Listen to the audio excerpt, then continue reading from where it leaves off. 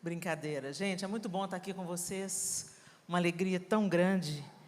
E a gente sabe que o Senhor tem um tempo perfeito para todas as coisas. Já tem um tempo que a gente está tentando vir, ajustar para gravar esse podcast e tal. Hoje a gente tem um lugar, vaga aqui no lugar que era meu. Se alguém quiser vir sentar aqui, venha.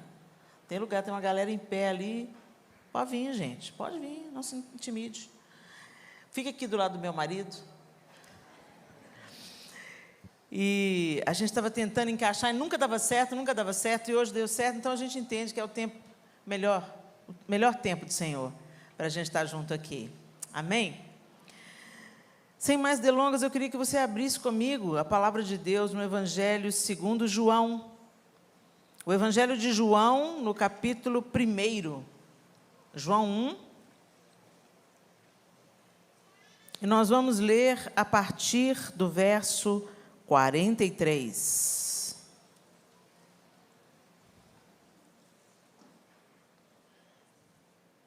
Eu vou usar a linguagem NVI, então se ficar diferente um pouquinho da sua aí, é a mesma palavra, só fica ligadinho.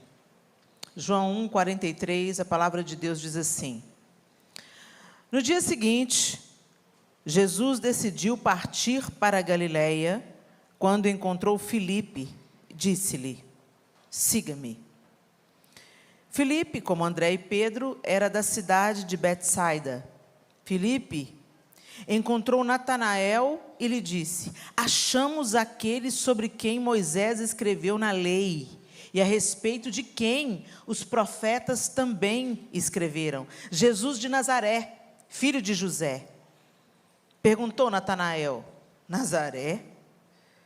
Pode vir alguma coisa boa de lá? Disse Filipe: venha e veja.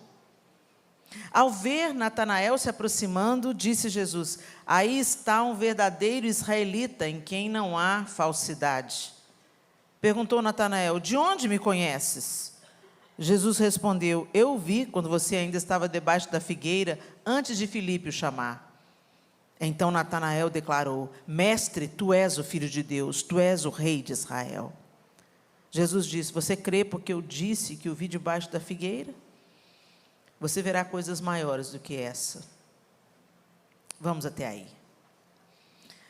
Esse texto já é tão conhecido, a gente já ouviu, e às vezes a gente até pode usar esse texto contextualizando no nosso dia a dia. Pode vir alguma coisa boa de Belo Horizonte? Às vezes a gente usa esse texto para ilustrar, fazer alguma gracinha, mas Natanael aqui, ele estava sendo bem preconceituoso, na verdade. Pode vir alguma coisa boa de Nazaré? E por que ele fez essa pergunta, né? Nazaré, gente, Nazaré era realmente uma cidade pequena, onde Jesus viveu sua infância e a sua adolescência. E segundo, embora ele tenha nascido em Belém, né? Nascer em Belém foi meio que um acidente, vocês lembram? Ele foi para o recenseamento e por um acidente ele nasceu lá, mas ele passou a infância e a adolescência em Nazaré. E foi em Nazaré que aconteceu aquela rejeição de Jesus, quando ele leu as Escrituras na sinagoga e etc. Né? E segundo alguns historiadores, Nazaré tinha cerca de 1 quilômetro. Olha isso, gente. Tinha cerca de 1 quilômetro de extensão. É pequeno demais. Hoje ainda é uma cidade muito pequena, mas segundo os historiadores, tinha cerca de 1 quilômetro entre o cemitério e um terreno acidentado. Então, a estimativa dos historiadores é que no tempo que Jesus cresceu ali, a cidade tinha entre 300 e 600 habitantes. É o vilarejo do vilarejo mesmo, né? Aquela história de entrei e já saí da cidade, era literalmente isso. Mas, certamente, Natanael não fez esse comentário apenas por ser um vilarejo inexpressivo ou ter apenas entre 300 e 600 pessoas. Ele fez porque os habitantes de Nazaré casavam-se com mulheres estrangeiras. Então, era tido como o povo que se mistura. Mas é tão interessante, porque o próprio Natanael, ele vivia no meio da Galileia, no meio dos galileus, gente. E essa nomenclatura, a gente canta hoje com alegria, Galileu, Jesus. Mas quando se falava sobre Galileu, era alguma coisa de segunda categoria, era alguma coisa marginalizada. Então, quando o pessoal de Jerusalém chamava alguém da Galileia de Galileu, estava deixando muito claro a gentalha, aquele povo misturado, aquele povo imundo lá da Galileia, aquele povo meia boca da Galileia. É um galileu. Só que Natanael vivia no meio da galera da Galileia. Ele vivia lá. É o sujo falando mal lavado, literalmente. Então, quando ele vira para Filipe e fala assim, de onde? Como é que é? Nazaré? Pode vir alguma coisa boa de Nazaré? Ele revela uma coisa interessante aqui para a gente, que pode ensinar muito para a gente. Embora Natanael vivesse entre os marginalizados da Galileia, a sua maneira de pensar era como o Sinédrio de Jerusalém. Da mesma maneira que o Sinédrio em Jerusalém falava, o Galileu, da mesma maneira, Natanael falou, Nazareno. Então, Jesus era duplamente marginal, né? Era de Nazaré e era da Galileia. E quando a gente olha para ele, Jesus vem e ele identifica Jesus como o Filho de Deus. E Jesus fala assim, por que você está crendo? Porque eu vi você debaixo da figueira, né? Você vai ver coisas muito maiores do que essa. E por que eu estou trazendo essa história aqui? Porque nós, como cristãos, a gente tem um hábito péssimo. A gente vem para a igreja e a gente começa a experimentar coisas novas e a gente começa a ser transformado e viver uma transformação de mente que gera novas escolhas, novas atitudes, mas aí a gente começa a se achar melhor do que os outros. E não é uma coisa tão óbvia, não é uma coisa que você percebe rapidamente, é tipo um mau hálito, todo mundo sabe que você tem, menos você. Até comentam a esse respeito, fazem piadinhas pelas suas costas, mas ninguém tem coragem de dizer para você, escuta, cara, você está com um bafão. Se você tem um amigo que te falou isso, ele não quer te ofender, ele é seu amigo. Vai se cuidar, que vai ficar tudo bem. Mas é uma coisa que a gente não percebe que vai sendo tecido no nosso coração. E isso é reincidente, porque às vezes a gente vem para a igreja, porque a igreja é um ambiente gostoso. A igreja é um ambiente aconchegante. Vocês viram esse louvor aqui, que delícia. Você se conecta com o Senhor, tudo favorece para que você contemple o Senhor, para que você volte os seus olhos, seu coração para Ele. E quando você pensa que não, você já está se derretendo, você está emocionado, e você começa a proclamar que Ele é o seu Senhor, Ele é o seu Rei, Ele é o seu Deus. E você vai convivendo com esse grupo, e isso também vai transformando o seu código de ética.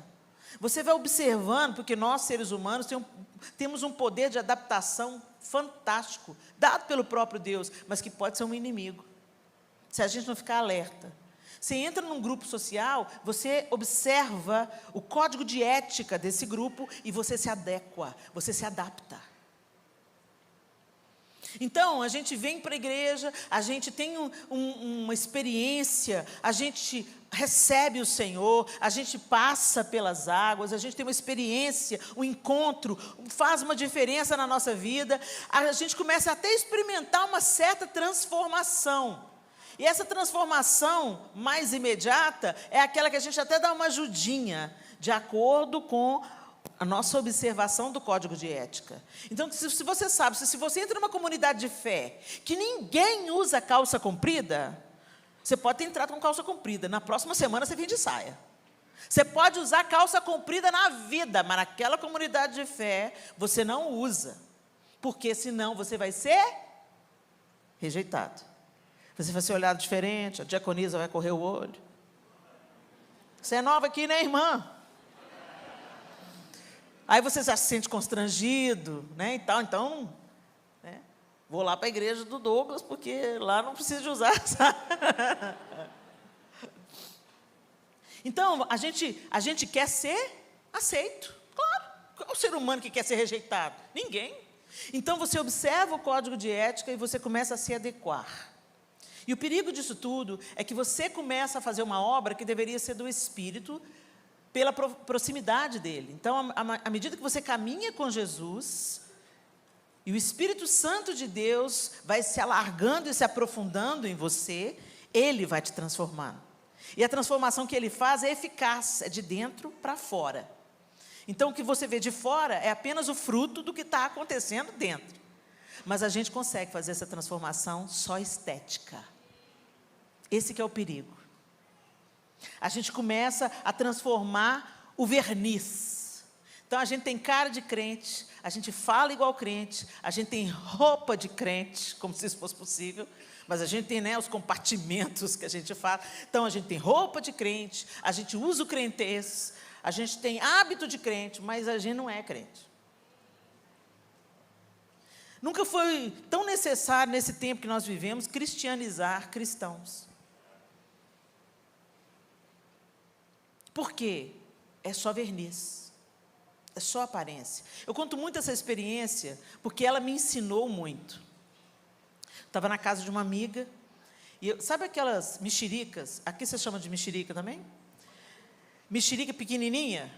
Ela é pequenininha, com a casca fininha, brilhante. Você até sentiu o gosto aí, né? Sua boca encheu d'água, né? Eu amo aquela mexerica. É aquela casca fininha que quando você descasca, perfuma tudo ao redor, né? Eu gosto de comparar muito a mexerica com o fruto do Espírito. É um fruto só, com todos aqueles gomos, né? E o fruto do Espírito é assim, quando ele está pronto, quando você abre, perfuma tudo ao redor, fica impregnado na sua mão, em todo mundo que passar perto. Assim é o efeito do fruto do Espírito. E eu fui com tudo na fruteira.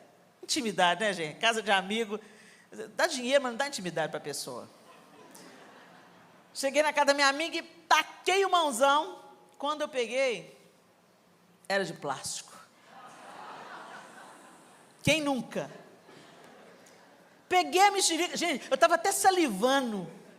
E peguei a mexerica, mas quando eu peguei e tirei da fruteira, eu soube que era. Não apenas pela textura, mas porque não tinha peso, não tinha consistência, era só plástico. E quando eu peguei, foi uma frustração tão grande. Eu fiquei tão desanimada. Aí virei para minha amiga, Micheline, que espírito de engano é esse nessa fruteira, Micheline? Que mexerica que é essa? Ela começou a rir, assim, você pensou que era de verdade? Você tinha certeza? Ela não preocupa não, abriu a geladeira, abriu a gaveta da geladeira, pegou uma verdadeira e jogou em mim. Eu peguei a mexerica, uau, consistência, peso. E eu abri a mexerica, perfumou tudo, sabor, e ainda estava geladinho, o dia estava quente. Que delícia! Um prazer duplo, porque é comida, é alimento, mas também, como por ela ser uma fruta molhadinha, né? Mata a sede. E enquanto eu estava comendo aquela mexerica, Deus começou a ministrar o meu coração. Muitos dos meus filhos produzem frutos de plástico. Você olha, você jura que é amor, alegria. Você olha, não, fulano está sempre rindo. Você pensa que é alegria do Espírito, mas não é. Você pensa que é amor, fruto do Espírito, mas não é. Você pensa que ele é cheio de longanimidade, mas vai conviver um pouquinho para você ver a bomba atômica que ele é. Você pensa que ele está cheio de paz, mas não, é tudo plástico, é tudo performance, é tudo aparência, não tem consistência, não tem peso, não tem cheiro, não tem sabor, mas te engana. E a gente consegue performar. A gente consegue fazer as pessoas acreditarem que a gente é muito santo. Mas aí quando chega uma situação específica, o Natanael que vive em nós vem para fora.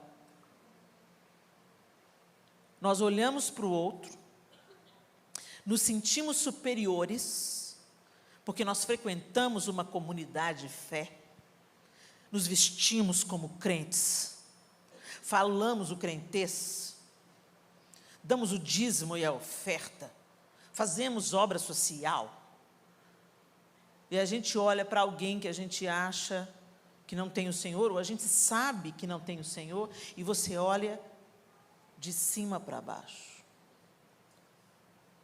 Sela com a tua salvação, Senhor. Tem gente que atravessa a rua para não pegar o pecado.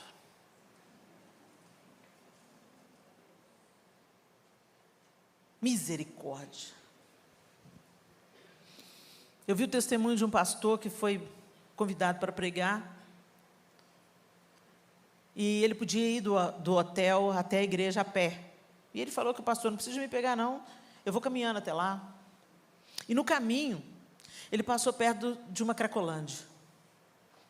Nossas cidades, principalmente os grandes centros, estão cheios desse ambiente onde as pessoas vão para deliberadamente se autodestruir.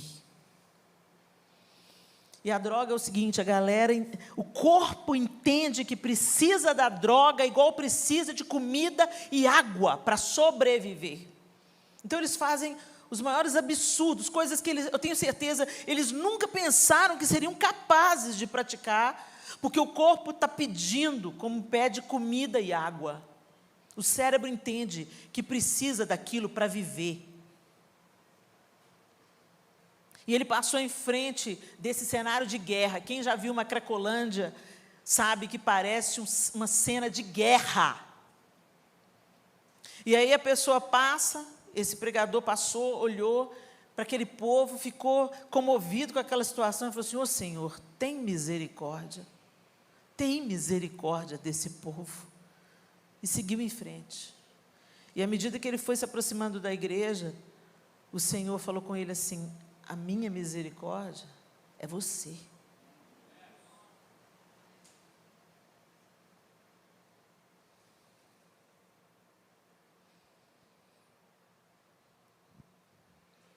Que tipo de evangelho nós temos vivido, meus irmãos? Natanael estava na Galileia.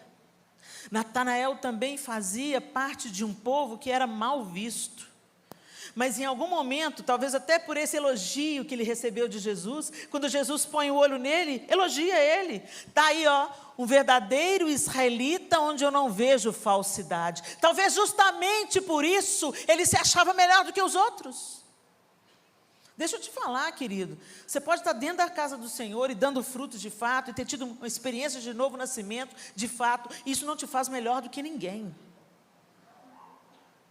Porque é pela graça que nós recebemos salvação. Não é nosso mérito, é a misericórdia e graça de Deus que nos revelou, que nos desatou, que tirou as escamas dos nossos olhos para que a gente visse, ouvisse, percebesse e cresce. Nós fomos convencidos pela obra do Espírito para nos tornarmos instrumentos de convencimento na vida de outros. Plantadores de sementes para que o Espírito Santo tenha um material ativo para fazer florescer. Essa é a nossa vida. Eu não sou melhor do que ninguém, porque eu entendi a graça de Deus antes. Eu não sou melhor do que ninguém, porque eu me visto de uma maneira mais recatada ou adequada para o meu corpo não ser cobiçado. Eu não sou melhor do que ninguém, porque eu não consumo drogas. Mas livre, com certeza. Superior, não. Cada um de nós aqui tem as suas áreas de vulnerabilidade. Às vezes você não tem problema com droga, mas tem problema com fofoca. Você nunca se prostituiu, mas consome pornografia. A gente pensa que pecado é só o que o povo vê. Hoje eu estava conversando com o Douglas no podcast. A inveja, por exemplo, é um pecado que teve um tempo na minha vida que eu tive que lutar ferozmente contra ela. E ainda hoje eu preciso resistir a ela para que ela não volte a ocupar lugar no meu coração. É uma área de vulnerabilidade. Mas eu sei onde que a inveja leva a gente. Ela paralisa a vida, ela não deixa a gente frutificar, nem florescer. A insatisfação cresce e é pecado contra Deus. É obra da carne. Mas parece que aquilo que não é visto é tolerado. E Natanael talvez estivesse ali tão envaidecido, o verdadeiro israelita, onde não há hipocrisia. Ele estava mesmo com a cabeça do sinédrio. Pode vir alguma coisa boa de Nazaré? Aquele povo que casa com mulher estrangeira. Literalmente o sujo falando do mal lavado, porque o pessoal da Galileia também era muito misturado. Você já passou por isso? Às vezes você olha para o outro e você percebe imediatamente a vulnerabilidade do outro, o pecado do outro, a área com que ele está lutando. Aí você olha para ele, graças a Deus que eu não sou assim, não sou como esses. E a obra do Senhor em nós, ela precisa acontecer dia após dia, para que a gente entenda que mesmo fazendo Deus, tudo que Ele está fazendo em cada um de nós, no coração de cada um de nós, tudo que Ele está tecendo no nosso coração e tudo que Ele está levando a gente a vencer, a subjugar de pecado na nossa vida, de maus hábitos na nossa vida, não é só para a gente. E não é para a nossa própria glória, não é para nos envaidecer. É para glorificar a Deus, é para apontar para Cristo. Olha, fulana era assim, gente, brigadeira. Ela entrava numa briga qualquer hora, ela gostava de um barraco, ela gostava de um negócio. O que aconteceu nela? O que aconteceu com ela? Não estou reconhecendo fulana. Agora, quando vê uma briga, ela sai pela tangente. Virou apaziguadora. Isso aponta para a obra de Cristo em nós. E é uma obra que a gente pode até conseguir, em certo ponto, dar uma invernizada, mas tem uma hora que a máscara cai. Eu me lembro que eu já estava na igreja há muitos anos. Eu já cantava no El Shammah, que foi o grupo que antecedeu Diante do Trono. Era comprometida na obra, fazia evangelismo na praça, pregava para a galera no cemitério, em dia de finados. Me achava. Casei com meu primeiro namorado. Casei virgem, ele também, me gabando. Aí um dia nós já tínhamos a nossa primeira filha, e ela aprontou lá na casa dos meus pais. Quem me acompanha pela internet já ouviu esse testemunho. Ela aprontou na casa da mamãe, porque sabia que na casa da mamãe era a casa da vovó, então ela podia deitar e rolar. Só que ela estava fazendo aquilo já debaixo de muita rebelião, porque ela já tinha sido advertida, e ela não queria consertar. Aí quem entrava em cena? Papai. Papai calmo. Se mamãe fosse corrigir, não ia corrigir, ia se vingar. Está nervoso? Corrija o filho, não. Senão você não vai corrigir ninguém, você vai se vingar. E desculpe quem pensa o contrário, mas eu sou a favor da vara. Como último recurso, mas sou a favor. E aí, o João é que aplicava a correção da vara, porque essa tranquilidade, né? Em forma de pessoa. E aí, quando eu estava no limite, eu falava, João. Aí o João falava, vem com o papai. E calmamente levava para o quarto, para longe dos olhos das pessoas, para que a criança não se sentisse humilhada e exposta. Ali, ele comunicava para a criança que ela ia ser corrigida com 3 varadinhos no bumbum, por causa do que ela estava insistindo em fazer, mesmo depois de várias advertências e explicações. Só que a minha filha, mais velha, ela é bem teatral como eu. E aí, quando o João falou com ela, vem com o papai, ela, não, papai, não, papai, não. Ela começou um escândalo. E o João não se abalou. Vem, Clarinha, vem com o papai. E foi levando, e ela, não, papai, não faça isso comigo, papai. Uma cena. Para a gente, isso já era normal. Todas as vezes que isso acontecia, ela reagia dessa forma, tentando dissuadir o pai de dar as varadas. E aí ela fez o mesmo drama, só que meu pai não viu essa parte. Quando meu pai chegou em casa, era um domingo, a gente tem almoço de domingo, o papai saiu, foi na padaria, comprou um refri. Aí quando ele estava voltando, o João já estava dentro do quarto, sentado na cama, esperando a Clara dar o desfecho da peça. E ela deitava no chão, ela rolava, ela fazia de tudo. Depois, quando ele deixava ela se expressar bastante, ele falava, terminou, filha? E aí ele chamava, vem cá, deita aqui no papai, já pegava a vara, né, deitava ela aqui, você sabe porque você vai ser corrigida. E aí, ela tinha que falar porque ela ia ser corrigida. Porque eu desobedeci, porque eu insisti em desobedecer. Isso, então, papai vai te dar 3 varadas, tá bom? Uma só, papai. 3, Clarinha, 3. Ela tentava negociar até o último momento. E está nessa parte, o João esperando, a Clarinha, não, pelo amor de Deus, papai. E o meu pai chega. Quando meu pai chega e escuta aquele chororô, ele, o que é isso? O que é isso? Nada, pai, está tudo bem, o João só foi corrigir a Clarinha. Não, aqui em casa não. Aqui em casa não vai corrigir a Clarinha, porque vocês corrigem lá na casa dela. Na casa de vocês, aqui não. Pai, ela precisa ser corrigida aqui, porque ela está pensando que aqui é terra de ninguém e que ela pode fazer o que ela quer. Então ela tem que ser corrigida aqui, para ela entender que aqui também ela precisa obedecer. Não. João! Quando ela ouviu meu pai chamando o João, vovó, socorro!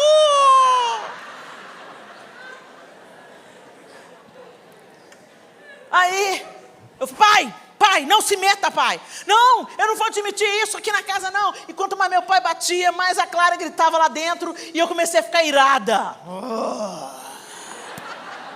Eva levantou. Quer dizer, longanimidade, benignidade, domínio próprio, saiu um atrás do outro, assim, ó. Fruto de plástico. Eu entrei na frente do meu pai e falei, pai! Aí o João abriu a porta com o olho, o que está acontecendo? Pai, você não se meta, pai. Comecei a desrespeitar o meu pai. Não se meta, ela é minha filha, o senhor não se mete, o pai dela está corrigindo ela, o senhor não vai... Aí abre o João, escandalizado comigo, gritando com meu pai, e a Clarinha aqui.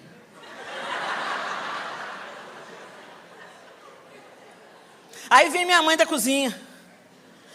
Leninha, calma. Não, mãe, o papai está se metendo. Leninha, calma. Mãe, não se meta nisso, você também. Ela entrou na minha frente e foi coberta da autoridade do Senhor, olhou para mim e falou, você não nasceu de novo.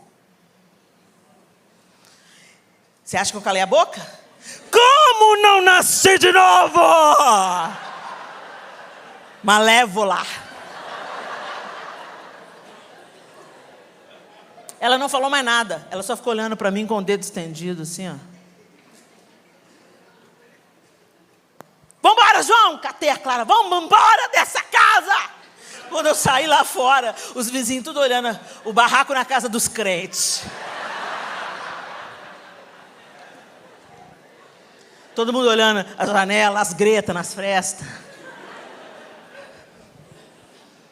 E o João, meu bem, o que aconteceu? Lá em casa eu te conto. Estou gritando com ele. O que aconteceu, meu bem? Lá em casa eu te conto. Olha aí, Clarinha, o que você fez? Mas aquela fala ficou latejando na minha cabeça. Você não nasceu de novo. Você não nasceu de novo. Você não nasceu de novo. Que confronto. É como se Jesus tivesse usado a situação, a boca da minha mãe, para chegar no quarto escuro da minha alma e acender o interruptor. Pluf. Dá uma olhada para a sua vida, Helena. O que mudou desde o dia que eu entrei? O que mudou?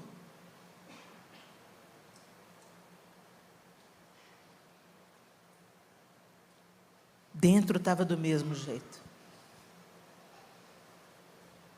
Sabe quando você pega aquele quartinho da bagunça e tira a caixa daqui e põe a caixa aqui? É isso que a religião faz. Tem coisa que é para jogar fora.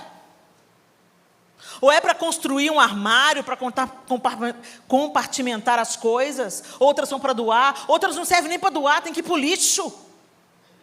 Mas a gente passa, sabe, uma caixa para cá, outra para ali, põe uma caixa nova, e a gente pensa que está resolvendo a questão, e não está. E quando te sacode, se sacudir esse copo, não tem jeito de cair Coca-Cola, porque ele está cheio de água. Se eu sacudir esse copo, vai cair água, porque é do que ele está cheio. E nós, na hora da crise, nós derramamos, quando a vida nos sacode, aquilo do que a gente está cheio. E naquela hora eu não estava cheia de Deus, eu não estava cheia do Espírito, eu estava cheia de ira, eu estava cheia da carne, eu estava cheia de impaciência, eu estava cheia de manipulação, eu não queria que meu pai me mandasse, eu estava cheia de rebelião, e eu fiquei cega. Mas o meu verdadeiro eu apareceu. E foi horrível. É uma coisa de que eu me envergonho. Mas eu preciso te dizer que foi a luz que acendeu. E eu vi que até ali eu tinha feito a transformação. Eu tinha mudado o comprimento da saia, eu tinha subido o decote. Eu tinha mudado o meu vocabulário, eu não falava mais palavrão, eu não assistia mais novela, mas eu estava cheia de mim mesma. Os meus frutos eram de plástico. E eu me achava melhor do que todo mundo, igual Natanael. Por quê? Quando eu vi uma mulher com a saia curta, eu falava assim, nossa, misericórdia, a pericrente. Eu sempre tinha um comentário maldoso para fazer a respeito de alguém. Eu sempre olhava, e mesmo quando eu não comentava, eu pensava, esse aí, se não mudar de vida, vai para o inferno de cabeça para baixo. Quantas vezes eu fiz a hipócrita da oração, oh Deus, sela com a tua salvação. Jesus mandou eu fazer discípulo. E fazer discípulo envolve viver uma vida diante de Deus e andar junto com o outro que você quer ser um canal para que o Espírito Santo convença e trabalhe na vida dele. Nem discípulo a gente quer fazer mais, gente. A gente quer dar folheto para pagar a nossa obrigação de evangelizar alguém. Jesus te ama, tchau. Aceita se quiser. Porque fazer discípulo dá trabalho, fazer discípulo envolve. Tem envolvimento, você tem que ter envolvimento para você fazer discípulo. Você tem que caminhar junto para você fazer discípulo. Mesmo que aquela pessoa que seja diferente, radicalmente diferente de você, pense radicalmente diferente de você, quando você está cheio do fruto do Espírito verdadeiro, genuíno, o amor flui. Então você olha para aquela pessoa e fala assim, oh, Jesus, quando o Senhor pegar, vai ser tão lindo. Essa obstinação toda vai virar perseverança. Você tem outro olhar para o outro quando você está cheio e sendo guiado pelo Espírito Santo. O negócio, gente, é que a gente se gaba das nossas conquistas e da aparência de espiritualidade, enquanto dentro não tem consistência. Não tem harmonia no que está dentro e no que está fora. E a gente começa a achar que é melhor do que os outros. A gente começa a fazer como Natanael. Como Amém. Qual que era o problema do Sinédrio em Jerusalém? Eles eram especialistas da religião. E eles não perceberam o Messias de Deus. Um palmo diante do nariz deles, eles não viam. E esse que é o problema da religião, ela nos cega. Nos faz sentir superiores, enquanto nós estamos absolutamente distantes de Deus. E aí que entra aquela passagem que fala, naquele dia, muitos me dirão, Senhor, Senhor, em teu nome profetizamos. Gente, essa palavra é para crente e crente pentecostal. Profetizamos, expelimos demônio, curamos enfermo, é para nós que cremos no dom do Espírito para hoje. E vão ouvir, fica longe de mim, eu não te conheço. Eu não te conheço. Apartai-vos de mim, malditos. Algumas traduções são bem. Eu não te conheço. Mas como não me conhece, Jesus? Eu sou da igreja, eu sou de Jesus Copa, eu sou da Lagoinha. Como não me conhece, Jesus? Cantei no diante do trono. Jesus, como você não me conhece? Preguei o evangelho no Brasil inteiro. Jesus, como que você não me conhece? Não é o que a gente faz daqui para fora, gente. É o que está por trás do nosso coração, o que nos move. O que Deus está fazendo dentro da gente. Porque se Deus está trabalhando dentro da gente, nós vamos passar a olhar o outro como Ele olha. A gente vai passar a tratar o outro independente de quem seja esse outro. A gente tem que parar, sabe, com essas relações utilitaristas. Jesus andava com a galera do crime, galera do mal. Está lá sentado na casa de Mateus, comendo, casa do publicano, lá casa do cobrador de imposto, do desleal ao povo de Israel. Onde Jesus está comendo lá na casa dele. Mas está comendo aqui? Eu não vim para os sãos. Eu vim para os doentes. E a gente não se gaba de ser corpo de Cristo? Então, por que a gente só se reúne na casa do Senhor e a gente não é corpo do Senhor na segunda, terça, quarta, quinta, sexta, sábado? O corpo do Senhor, os pés do Senhor vão aonde Ele iria. Os braços do Senhor abraçam quem Ele abraçaria. O coração do Senhor se inclina a quem o coração de Jesus inclinaria? Será que nós somos mesmo aptos para sermos chamados corpo de Cristo? Ou a gente está vivendo só o verniz, só a aparência? Às vezes as pessoas olham para você e falam assim: nossa, mas você melhorou tanto. E você já fica se sentindo a última Coca-Cola do deserto. Você fica pensando, Aí você fala assim: imagina, glória a Deus. Mas dentro de você está assim, você está melhorando, falando, a coisa está boa, está mais espiritual. Gente, o velho homem não morre na água do batismo. Todo dia a gente tem que lutar contra ele. O miserável é persistente. Então, isso significa que o nosso estado de saúde é o estado de dependência, totalmente dependência do Senhor. Totalmente entregues, totalmente rendidos, entendendo que nós precisamos da porção de cada dia. Nós precisamos de um pouco do Senhor a cada dia. Mas a gente está correndo a semana toda com a porção de domingo. Isso vai nos levar a falar: misericórdia, Senhor, misericórdia. Enquanto nós poderíamos ser misericórdia. Eu trabalho com a pastora Simeia Meldrum. Ela é uma pastora de Recife, uma senhora com um testemunho lindo, uma vida devotada ao Senhor e à sua obra. E a pastora Simeia, recentemente, há cerca de 4 ou 5 anos, ela está trabalhando na Visão Mundial. E dentro da Visão Mundial, ela pediu a liberdade para a direção e criou um movimento que se chama Mulheres de Visão, com foco na infância desprotegida dos nossos dias. E o que esse time pretende? Esse time pretende fornecer para a igreja material, aula, para a igreja local atingir a comunidade onde ela está inserida. Então, por exemplo, a Visão Mundial tem programas de apadrinhamento de crianças, mas não é sobre isso. Então, tem um curso, por exemplo, na Visão Mundial que chama Ternura se aprende em casa. Então, o que eles preparam toda a ferramenta, passa essa ferramenta para professores, gente que esteja disposta a ensinar na igreja local. Eles dão o curso gratuitamente, eles fornecem os materiais. Para quê? Para que a igreja, de segunda a sexta, ou de segunda a sábado, quando a igreja deveria ter as suas dependências mais livres, ela abre para a comunidade, para oferecer também gratuitamente para a comunidade o curso. Para quê? Para reconciliar pais e filhos. Para ensinar os pais a tratar os filhos, a entenderem à luz da Bíblia como é que deve ser a relação familiar, como a nossa família pode se tornar um lugar de cura, de restauração e não de feridas. E a pastora Simeia é uma valente, é uma guerreira. E ela não só fala, ela tem uma vida que mostra quem ela é em Cristo.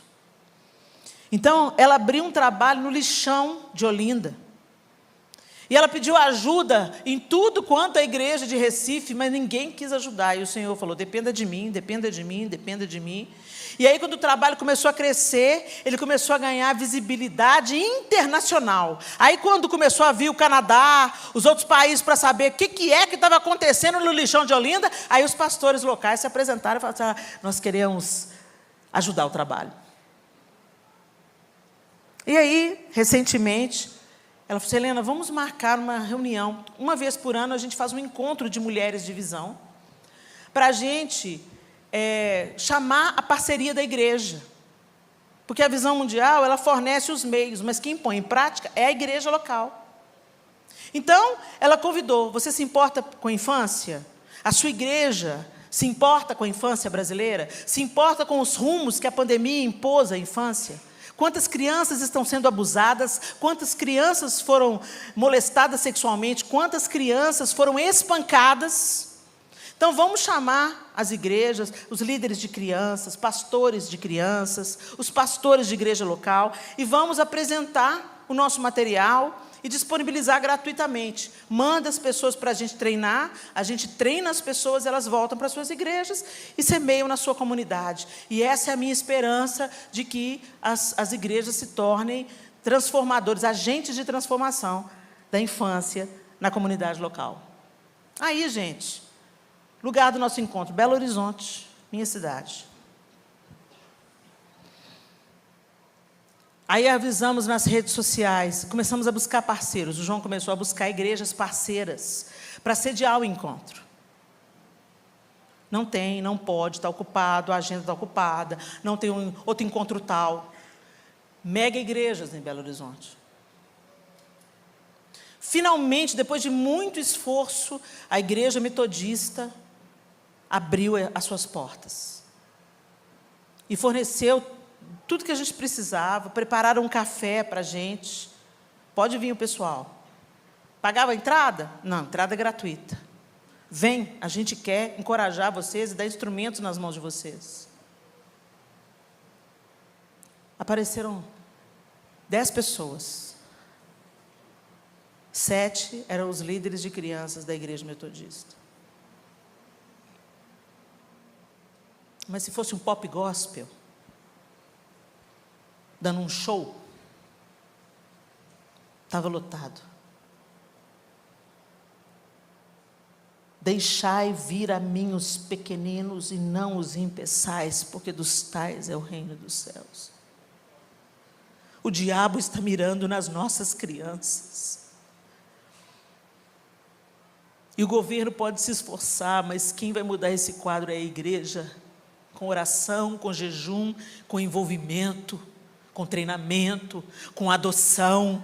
É a igreja que muda. A igreja é o sal. A igreja é a luz. Mas nós estamos colocando a nossa esperança nos homens. É importante, sim, políticas públicas que defendam a infância. É importante, sim, o governo estar engajado nessa causa, sim. É importante, sim, uma contra o aborto, porque as crianças começam a ser assassinadas no ventre. E quando você mata um bebê, você mata uma geração inteira. Você não mata um bebê só. Mas para uma menina assustada, amedrontada, com a possibilidade de ter a vida estragada por uma gestação indesejada, não abortar, a igreja tem que se envolver. A gente tem que falar, não, pode ter esse menino, porque nós vamos te ajudar a criar. Nós não vamos dar só chá de bebê e fralda, não. Nós nos responsabilizamos por a educação desse bebê. Nós estamos junto com você. Não mata esse bebê.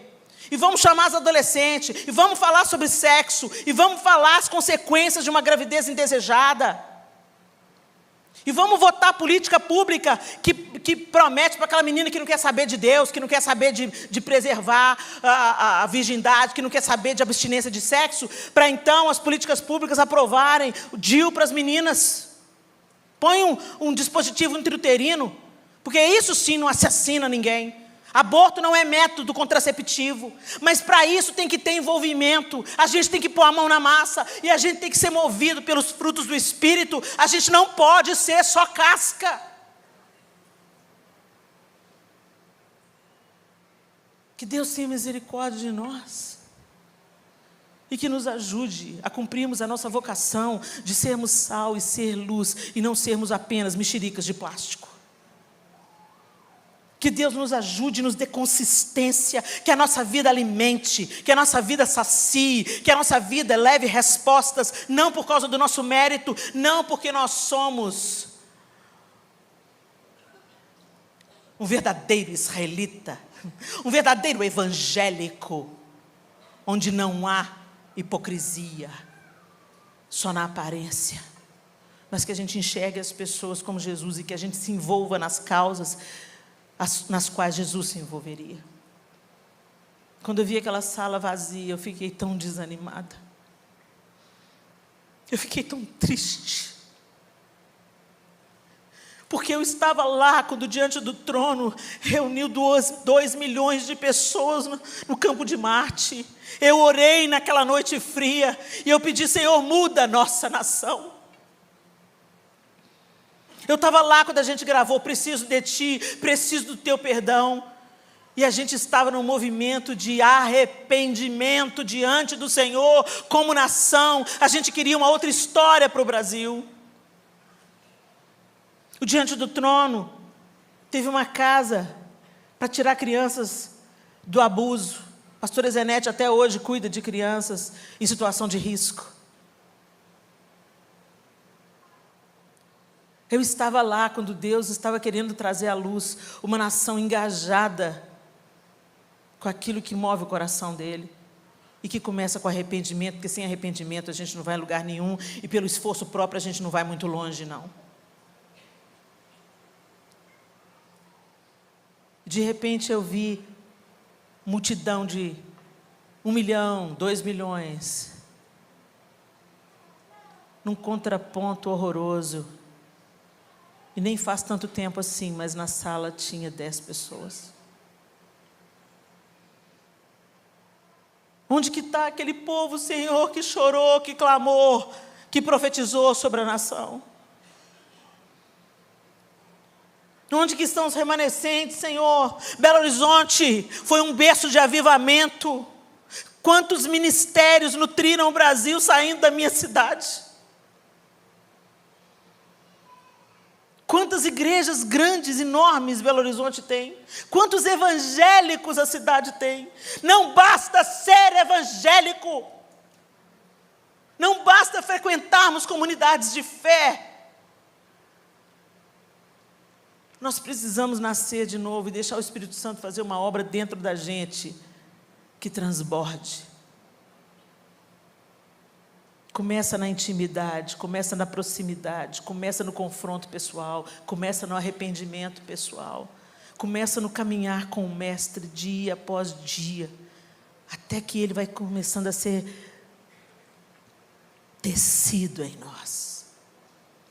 Cristo em vós, a esperança da glória. E aí sim a sua linguagem muda, de dentro para fora. Seu pensamento muda. Sua maneira de olhar o outro muda. E nós não podemos produzir isso, gente. A gente só produz fruto de plástico. Não é só na nossa vontade, entende? Nasce da disciplina de chegar perto. Porque para chegar perto de Jesus, a gente precisa ter disciplina. Tem que deixar o celular um pouquinho de lado, tem que apagar a televisão, tem que falar: não, deixa eu organizar minhas prioridades. A minha prioridade é Jesus, eu quero passar tempo com Jesus, eu quero aprender de Jesus, que é manso e humilde de coração. E enquanto a gente vai andando com Ele, Ele vai fazendo os frutos chegarem. E tem tanto fruto de plástico, gente. E frutos de plástico não alimentam. Não se contente com verniz. Não se contente com a aparência. Porque um dia, diante da crise, a máscara cai. Como caiu naquele domingo na minha vida. E embora o que eu ouvi da minha mãe fosse extremamente desconfortável e confrontador, eu fiquei com raiva da minha mãe. Você está com raiva de mim aí? Bom começo. Eu fiquei com raiva da minha mãe porque ela estava me dizendo uma verdade que eu não queria ouvir. Mas aquilo ficou reverberando. Você não nasceu de novo. Você não nasceu de novo. E aí Jesus veio com a pergunta: o que mudou? E eu olhei para dentro de mim, gente. E não tinha mudado nada. Eu só tinha mudado as caixas de lugar. E Jesus falou: deixa eu entrar. Deixa eu fazer a faxina. E foi difícil. Foi um processo lento, árduo. E que não acabou. A faxina tem que sempre acontecer. Sabe por que a gente tem uma mania de trazer coisa velha para casa? E a gente traz para dentro da nossa alma também as vaidades, as cobiças, os ressentimentos.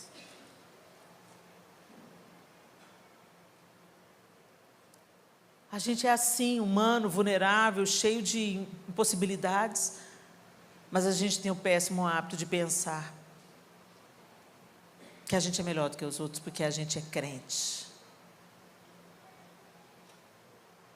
E a gente não é. Melhor é o Senhor. Ele é o melhor. E à medida que andamos com Ele, a gente vai melhorando. Mas você pode ter melhorado o tanto que for. O dia que você deixar de ser dependente do Senhor, você volta a estaca zero. Tem que começar tudo de novo.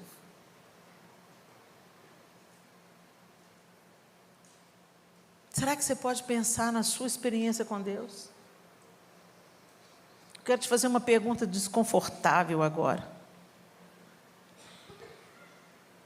O que mudou desde que ele entrou?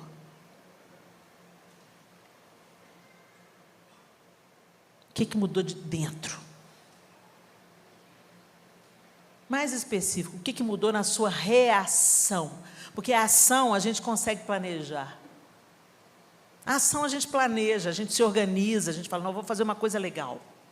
Vou ali servir, vou ali lavar, vou limpar, vou cuidar. Vou ali alimentar uma galera que está com fome. A ação a gente planeja. Mas a reação, ela revela o que está dentro. Como é que têm sido as suas reações diante do inesperado? Alguém te fechou no trânsito. Sua vizinha não crente está te irritando com aquelas músicas horrorosas que ela escuta. Seu irmão que não crê em Jesus vive te implicando. Como você reage? Seu pai que é bêbado, quando ele chega em casa chapado, como você reage? Seu patrão duro, cruel, como você reage? Diante da injustiça que você sofre, como você reage? Diante da crise inesperada, como você reage? Gente, como a gente reage, diz como a gente é, como a gente está.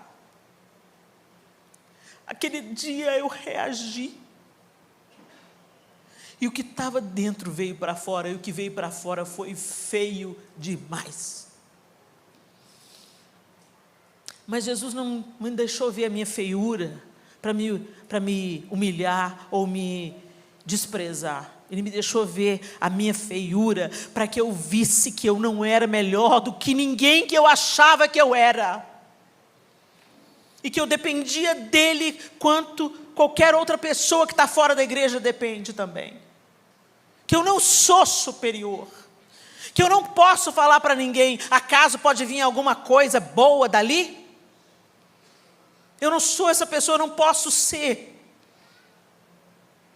Porque tem áreas na minha vida que precisam de faxina constante, vigilância constante, dependência constante, até que Ele venha.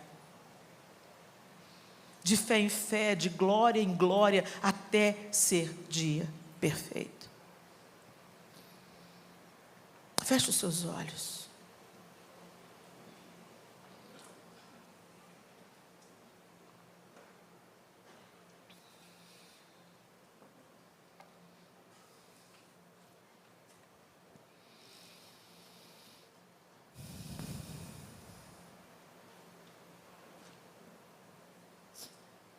Por que a gente faz o que a gente faz?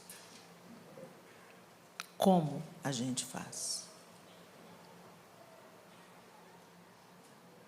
Como reagimos?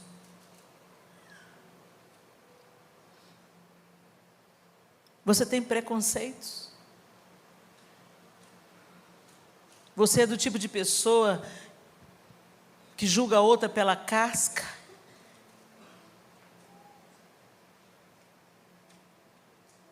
O tatuado, o cara do dread, o negro.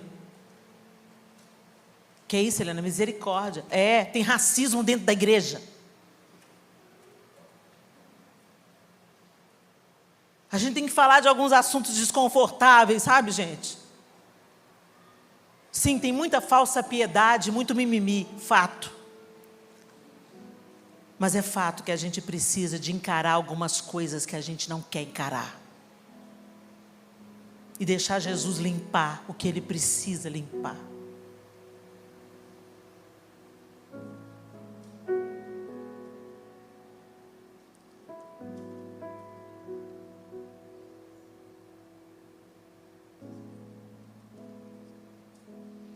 Tenha um momento com Deus aí. Faça uma oração silenciosa. Deixa o Espírito Santo te lembrar coisas que você não quer lembrar. E te dizer coisas que talvez você não queira ouvir, mas precisa.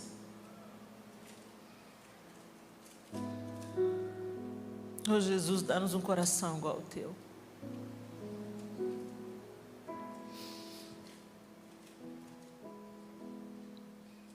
Em João capítulo 15, Jesus disse assim: eu sou a videira verdadeira. E vocês são os ramos. Se vocês estiverem em mim e eu estiver em vocês, vocês darão muito fruto.